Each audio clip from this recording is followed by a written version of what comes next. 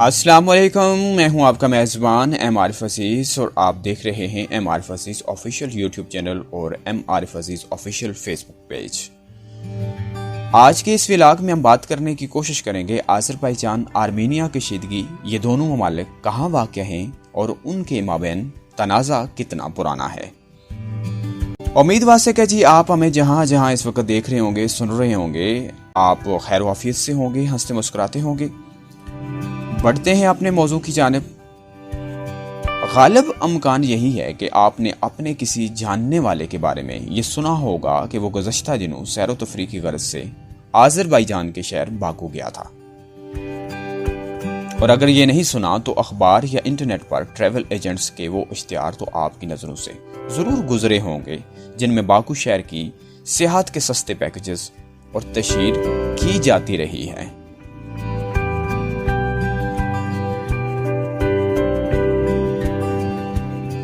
مگر حالیہ دنوں میں آذربائیجان ایک تنازع کی زد میں آ گیا ہے اور اپنے پڑوسی ملک آرمینیا سے ہونے والی اس کی جھڑپوں میں ابھی تک 100 کے لگ بھگ ہلاکتیں ہو چکے ہیں۔ ہلاک ہونے والوں میں عام شہری بھی شامل ہیں۔ پاکستان میں بہت سے لوگ ان دونوں ممالک کے بارے میں بہت کم معلومات رکھتے ہیں۔ یہ ممالک کہاں واقع ہیں، ان کی تاریخ کیا ہے اور ان کے مابین تنازع کی نوعیت کیا ہے۔ آج کی اس مختصر سے پروگرام میں ان تمام سوالات کے جواب دینے کی کوشش کی جائے گی۔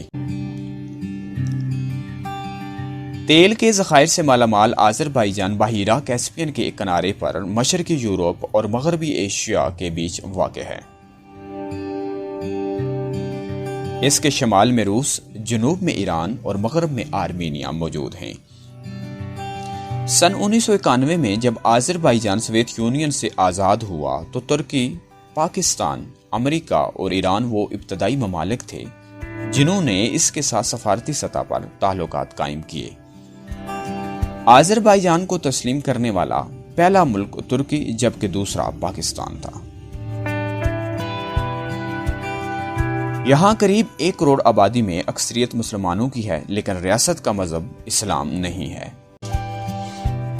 اور آئین آذربائیجان کے مطابق یہ ایک سیکولر ملک ہے۔ اس خطے میں توانائی کے شعبے کے اعتبار سے آذربائیجان ایک اہم ملک کی حیثیت رکھتا ہے۔ یہاں آذری اور روسی زبانیں بولی جاتی ہیں اور مرکزی برآمدات میں تیل کی مصنوعات شامل ہیں۔ اگر آذربائیجان کی تاریخ پر نظر دوڑائی جائے تو 19ویں صدی میں آج کے دور کا آذربائیجان فارس اور روسی سلطنت میں بٹا ہوا تھا۔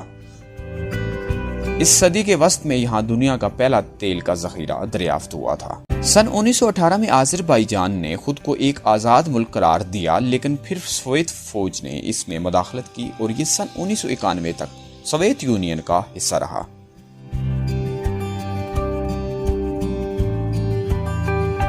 الہام علیف آذربائیجان کے چوتھے اور موجودہ صدر ہیں، اور وہ سن 2003 سے اس عہدے پر ہیں۔ وہ اپنے والد کے جانشین تھے۔ پہلے یہاں ایک شخص 2 سے زیادہ مرتبہ صدر نہیں بن سکتا تھا، لیکن سن 2009 میں ایک ریفرینڈم عوامی رائے شماری کے ذریعے یہ قانون تبدیل کر دیا گیا تھا۔ قانون میں تبدیلی کے بعد الہام علیف تیسری اور چوتھی مرتبہ صدر منتخب ہوئے۔ سن 2016 میں ایک اور ریفرینڈم کے ذریعے صدارتی امیدواروں کے لیے عمر کی بالائی حد ختم کر دی گئی تھی۔ خیال ہے کہ صدر الہام علیف نے ایسا اپنے خاندان اور بیٹے کو اقتدار میں رکھنے کے لیے کیا۔ صدر کے دور میں آذربائیجان بین الاقوامی سطح پر کافی متحرک رہا۔ اب بات کرتے ہیں جی آرمینیا۔ آرمینیا مشرقی یورپ اور مغربی ایشیا میں موجود ایک ملک ہے جس کے چاروں طرف دیگر ممالک ہیں، یعنی کوئی سمندر نہیں ہے۔ اس کے مغرب میں ترکی جبکہ مشرق میں آذربائیجان موجود ہیں۔ اس ملک کی تاریخ دیگر یورپی ممالک سے بھی زیادہ پرانی ہے۔ یہ قدیم ترین مسیح تہذیبوں میں سے ایک ہے۔ آرمینیا میں 4 صدی ہی میں گرجا گھر قائم ہونا شروع ہو گئے تھے۔ اگر آبادی کی بات کی جائے تو آرمینیا کی کل آبادی 31 لاکھ ہے۔ اس ملک میں اکثریت مسیحی افراد کی ہے اور یہاں آرمینین اور روسی زبانیں بولی جاتی ہیں، لیکن آرمینیا کے آئین میں ریاست اور مذہبی اداروں کو ایک دوسرے سے الگ رکھا گیا ہے، تاہم آذربائیجان کی طرح سیکولر کا لفظ استعمال نہیں کیا گیا۔ آرمینیا نے سن 1918 میں پہلی عالمی جنگ کے دوران سلطنت عثمانیہ کو شکست دے دی تھی، لیکن پھر اسے سوویت یونین کا حصہ بنا لیا گیا۔ سن 1991 میں جب سوویت یونین ٹوٹا تو یہ ملک اس دوران آزاد ملک کے طور پر ابھرا۔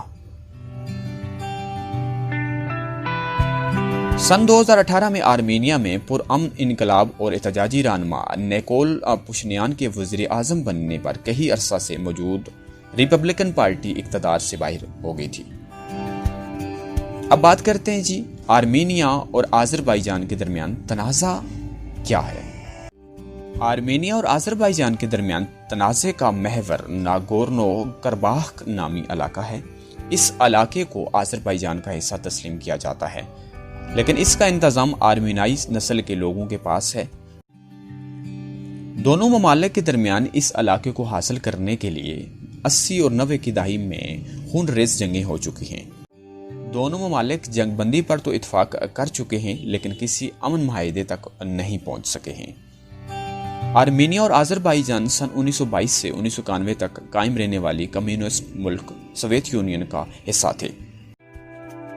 دونوں ممالک جنوب مشرقی یورپ میں ہیں، جو دفاعی لحاظ سے اہم خطہ ہے اور جو قفقاز کہلاتا ہے۔ ان ممالک کی سرحدیں مغرب میں ترکی، جنوب میں ایران اور شمال میں جارجیا سے ملتی ہیں، جبکہ روس کی سرحد شمال میں آذربائیجان سے ملتی ہے۔ آرمینیا میں آبادی کی اکثریت مسیح ہے، جبکہ تیل کی دولت سے مالا مال ملک آذربائیجان میں اکثریت مسلمانوں کی ہے۔ سوویت یونین کے زمانے میں ناگورنو کرباخ ایک ایسا خطہ تھا جہاں آرمینائی نسل کے باشندوں کی اکثریت تھی، لیکن وہ آذربائیجان کے احکام کے زیر انتظام تھا۔ جب 80 کی دہائی کے آخری برسوں میں سوویت یونین اپنے خاتمے کے قریب پہنچنا شروع ہو گیا تو ناگورنو کرباخ کے مقامی پارلیمنٹ نے اس علاقے کو آرمینیا کا حصہ بنانے کے حق میں ووٹ دے دیا، جس کے بعد نسلی فسادات شروع ہو گئے اور آرمینیا اور آذربائیجان کی جانب سے باقاعدہ طور پر ماسکو سے آزادی کے اعلان کے بعد دونوں ممالک کے درمیان بھرپور جنگ شروع ہو گئی۔ اس جنگ اور دونوں جانب سے نسلی بنیادوں پر تشدد کے نتیجے میں دسیوں ہزار افراد ہلاک اور کم از کم 10 لاکھ نقل مکانی پر مجبور ہوئے۔ سن 1994 میں روس کی کوششوں کے نتیجے میں ہونے والی جنگ بندی سے پہلے ناگورنو کرباخ مکمل طور پر آرمینائی افواج کے کنٹرول میں آ چکا تھا۔ اس معاہدے کے نتیجے میں یہ طے ہوا کہ ناگورنو کرباخ آذربائیجان کا ہی حصہ رہے گا، لیکن اس کا حکومتی انتظام آرمینائی نسل کے لوگوں کے پاس ہوگا جنہیں آرمینیا کی حکومت کا تعاون حاصل ہے۔ اس کے بعد سے کئی مرتبہ امن مذاکرات ہو چکے ہیں۔ سن 1992 میں بنایا گیا ایک بین الاقوامی گروپ سالس کا کردار ادا کرتا رہا، جس میں فرانس، روس اور امریکہ کا مرکزی کردار ہے، تاہم ابھی تک یہ ممالک کسی امن معاہدے تک پہنچنے میں ناکام رہے ہیں۔ گزشتہ 3 دہائیوں کے دوران جھڑپوں کا سلسلہ جاری ہے۔ سن 2016 میں ان جھڑپوں میں تیزی آئی، جس کے نتیجے میں دونوں ممالک کے درجنوں فوجی ہلاک ہوئے۔ یہ تنازع علاقائی سیاست کی وجہ سے مزید پیچیدہ ہو گیا ہے۔ نیٹو کے رکن ملک ترکی نے سن 1991 میں آذربائیجان کو سب سے پہلے تسلیم کیا تھا۔ آذربائیجان کے سابق صدر حیدر علیف نے ایک مرتبہ کہا تھا کہ ہم 2 ریاستوں والی ایک قوم ہیں۔ دوسری جانب آرمینیا کے روس کے ساتھ اچھے تعلقات ہیں۔ روس کا ایک فوجی بیس بھی آرمینیا میں ہے۔